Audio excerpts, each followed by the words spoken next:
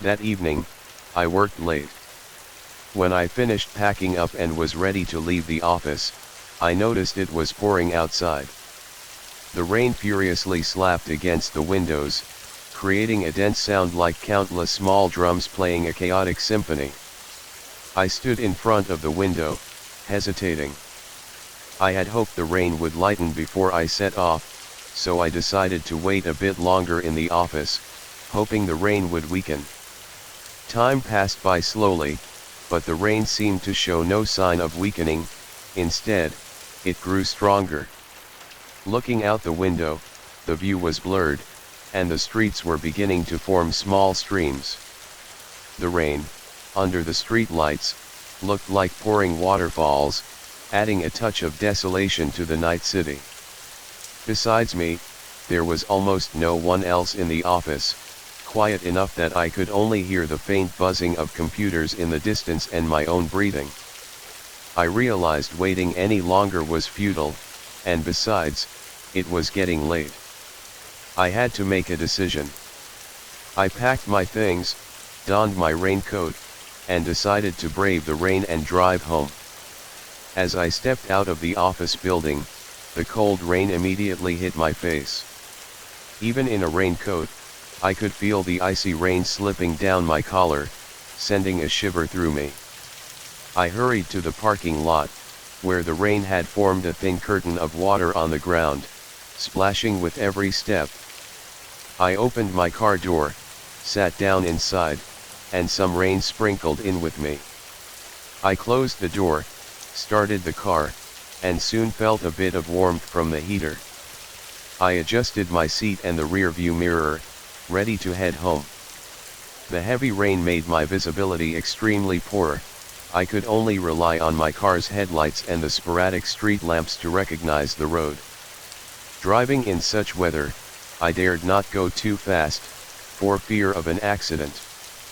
The streets were almost devoid of pedestrians, and the occasional passing vehicles were moving cautiously, everyone carefully dealing with the sudden downpour.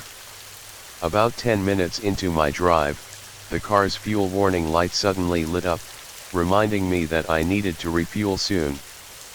I sighed to myself, not expecting to encounter this situation in such weather. I had no choice but to look for the nearest gas station, hoping to quickly refuel and continue my journey home. Fortunately, I soon found a gas station. Although the rain did not weaken, at least I could solve the fuel problem here. I carefully drove into the gas station and stopped at a pump. The gas station seemed unusually deserted in the rain, with only a few dim lights flickering through the rain curtain. I picked up the fuel nozzle and began refueling, silently praying for the rain to lessen. As I was focusing on refueling, a blurred figure entered my line of sight. Despite the heavy rain, the person's outline was strikingly visible under the dim lights of the gas station. He stood not far away, as if he had suddenly stepped out of the night. His abrupt appearance made me tense up. I instinctively felt uneasy, prompting me to decide not to wait for the tank to fill up but to finish refueling as quickly as possible. However, the person did not stop because of my quick actions. Instead, he began to approach me faster. I hastily finished refueling and hurried back into my car, my heart racing, my hands trembling slightly with the keys. I quickly started the car, eager to leave this unsettling place immediately. Just as I was about to step on the gas, the stranger rushed to the front of my car, seemingly intent on blocking my way. His face was unclear in the rain, but I could feel the sharpness of his gaze. Then, my attention was drawn to two more strangers appearing at the side of my car, attempting to open the doors. I could hear their low voices in the rain and the sound of the door handles being violently shaken. At that moment, fear flooded over me. Their actions were too sudden and threatening, filling me with an unknown panic. I saw one of them reach for something at his waist. Although I couldn't be sure what it was, my instinct told me it was nothing good. I realized that if I didn't act immediately, the consequences would be unimaginable. Just as they seemed about to succeed in opening the door, I made up my mind, pressed the gas pedal hard. The person in front of the car was obviously not expecting this. He was frightened and hurriedly jumped aside. I could even see his figure falling in the rain through the rearview mirror. I didn't know if I had hit him. I was too scared at that moment and just wanted to escape from that place. I didn't look back, focusing all my attention on escaping the scene. I drove fast, constantly praying that no obstacles would appear in front of me. The street lights were dim in the rain, but I had no intention of slowing down.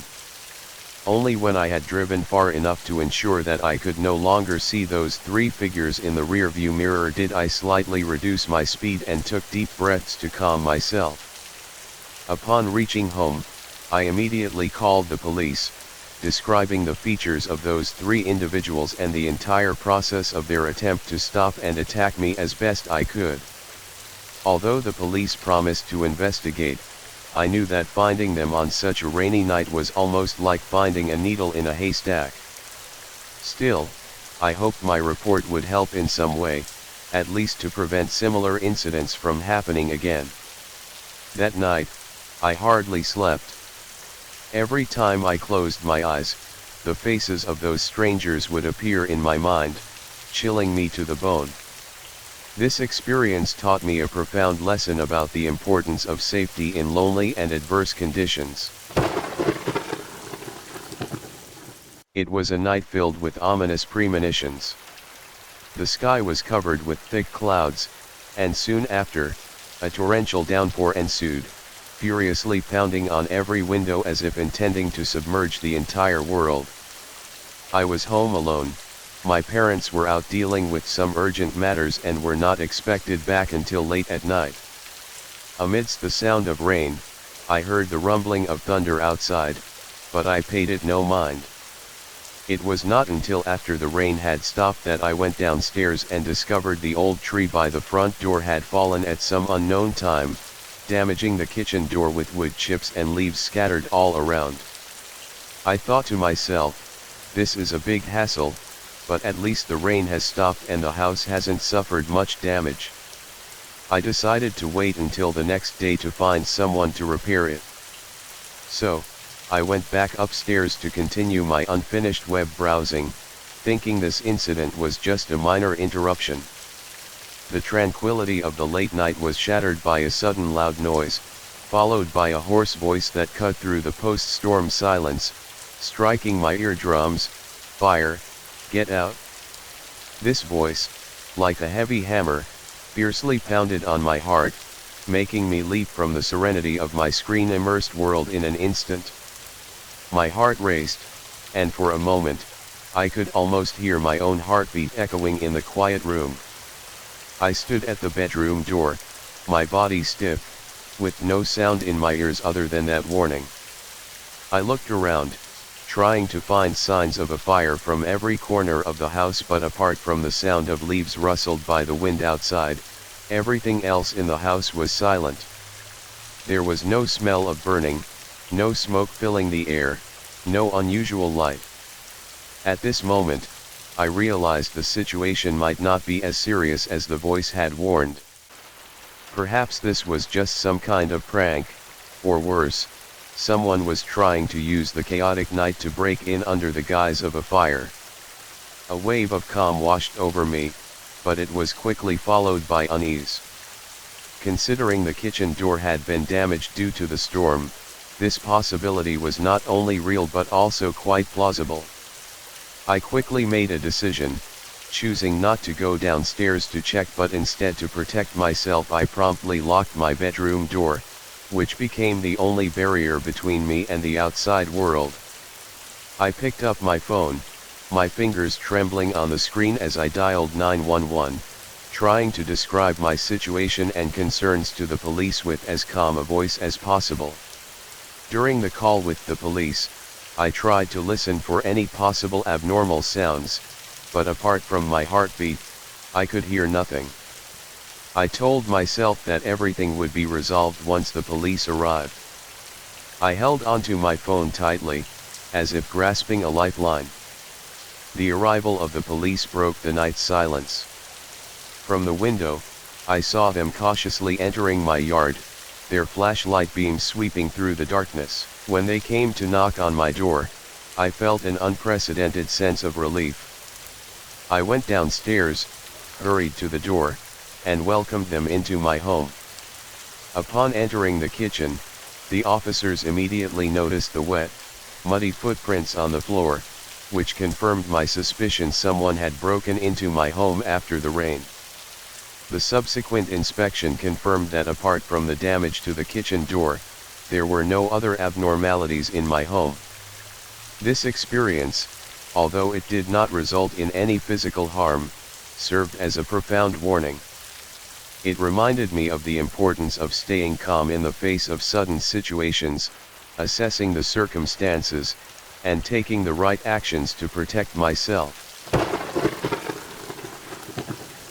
In a picturesque seaside town, I lived with my faithful companion, a smart and brave dog. Far from the hustle and bustle, the pace of life here was slow and peaceful, exactly how I imagined my ideal living place to be.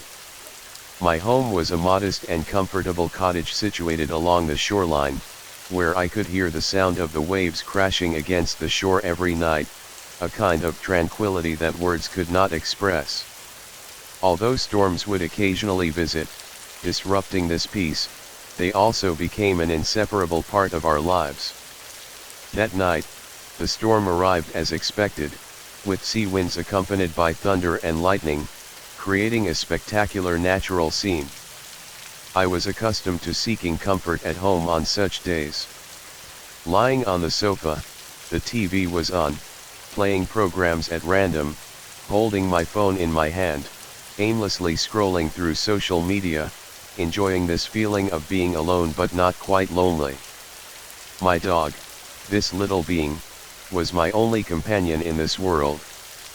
It lay lazily at my feet, seemingly attracted by the storm outside as well, occasionally lifting its head to look out the window, then curling back contentedly at my feet. This tacit understanding and mutual companionship between us made me feel incredibly warm and satisfied. As 9 o'clock in the evening approached, my dog suddenly became restless. It stood up from my feet and started patrolling the room, as if something was making it uneasy. Every time it passed by the windows and doors, it would stop and let out a few low, warning barks. I found this behavior very strange because I had already checked that all the doors and windows were securely locked to prevent any accidents brought by the storm. Despite the fierce storm outside, I was sure that I had taken all necessary precautions to protect our home. I tried to soothe my dog, speaking softly, stroking its head and back, hoping to calm it down. After about half an hour of effort, it finally quieted down under my soothing and found a comfortable position, lying back at my feet. Time passed slowly, and when the clock struck 10 p.m., I began to feel tired and ready to go to bed. Just then, a knock on the door suddenly sounded. My heart tightened, as I knew almost everyone in this small town, and who would go out on such a stormy night. A stranger's voice came from outside, urgent and unfamiliar. "Please open the door, the storm is too strong, I need help." When that unknown voice pierced through the roar of the storm asking to open the door, my heart was torn between sympathy and suspicion. A stormy night with an unknown person standing at my doorstep was an unsettling scene in itself. Despite the endless questions in my heart, my hand involuntarily approached the door lock.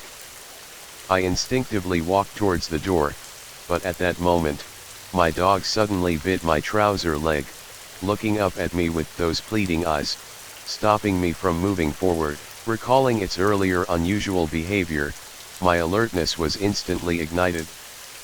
The person outside seemed to notice my hesitation, his voice turning from pleading to impatient. "Please open the door quickly, I really need help." His voice came through the crack of the door, sounding both urgent and commandingly. I took a step back, my unease growing stronger. My dog stood by my feet, growling lowly, showing its strong hostility towards the stranger outside. "What can I do for you?" I tried to talk through the door crack, keeping a distance and staying safe. However, as the conversation went on, the voice outside gradually became angry and impatient. Suddenly, a more violent knock sounded, accompanied by several low conversations, making me realize that there was more than one person outside. Fear spread through me like cold water. I quickly locked all the locks on the door and checked all accessible windows and doors to make sure they were securely locked. My dog, in this tense atmosphere, appeared exceptionally alert, its gaze firmly locked on the door, as if ready to protect me at any moment. I picked up my phone and dialed the emergency number, trying to keep my voice calm. "Someone is trying to break into my house, in the storm. My dog and I are trapped inside, please send someone to help us quickly." During the call, the banging and shouting outside escalated, becoming more intense and frequent. I could feel the doors and windows trembling under the external force, feeling like a real attack was happening. In the long minutes waiting for the police to arrive, my dog and I retreated to the furthest room, barricading the door with furniture, preparing for the worst.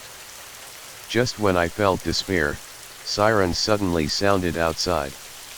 Those attempting to break in seemed to be startled by this, and their actions abruptly stopped, followed by the sound of hurried footsteps, indicating they were fleeing the scene. The arrival of the police brought me great comfort.